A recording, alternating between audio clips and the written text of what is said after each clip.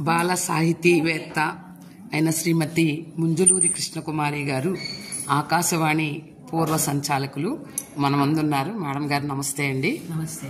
Madam గారు విద్యార్థులను ఉద్దేశించి గ్రంథాలయం యొక్క ప్రాముఖ్యతను గురించి ఒక రచయిత్రిగా చక్కటి సందేశాన్ని అందించనున్నారు. పిల్లలకి ఈ రోజున వాళ్ళ పాఠ్య పుస్తకాల ప్రణాళిక చాలా ఒత్తిడి కలిగిస్తున్న నేపథ్యంలో పాఠ్యేతరమైనటువంటి సాహిత్య అంశాల యొక్క పఠనం చాలా అవసరంగా ఉంది. దానికి స్కూల్లో టీచర్లు, తర్వాత ఇంటి దగ్గర తల్లిదండ్రులు కూడా దోహదం చేయాలి. అందుకు గ్రంథాలయాలు ఎంతో సాయపడతాయి. ఎందుకంటే పిల్లలకు పుస్తకాలు కొనిచ్చే స్థితిలో తల్లిదండ్రులు లేరు. పుస్తకాలు చాలా ఖరీదని వెనుకంజ వేస్తారు. పిల్లలు పుస్తకాలు కొనే చదవక్కర్లేదు, గ్రంథాలయానికి వెళ్ళి చదివినట్టయితే వాళ్ళకి ఎంతో వికాసం, వాళ్ళ వ్యక్తిత్వ వికాసానికి కావలసినటువంటి అంశాలని వాళ్ళు సాహిత్య పుస్తకాల పఠనం ద్వారా అలవర్చుకోవచ్చు.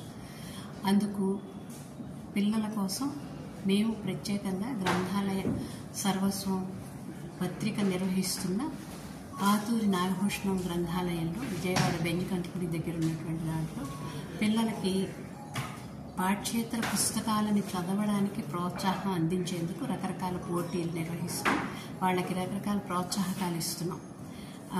వాళ్ళ పుస్తకాన్ని చదివి ఆ పుస్తకాన్ని గురించి సమీక్ష చేయడం, ఒక అంశం ఇచ్చి దాని మీద వాళ్ళ చేత కథలు రాయించడం, అలాగే వాళ్ళకి నచ్చిన పుస్తకం గురించి మాట్లాడించడం, ఆ పుస్తకాల మీద వాళ్ళ అభిప్రాయాన్ని చెప్పడం, ఈ రకమైనటువంటి కార్యక్రమాలు ఎన్నో చేస్తున్నాం. అందువల్ల పిల్లల్లో భావ వ్యక్తీకరణ శక్తి పెరుగుతుంది, వాళ్ళ భాష కూడా చాలా అభివృద్ధి చెందుతుంది.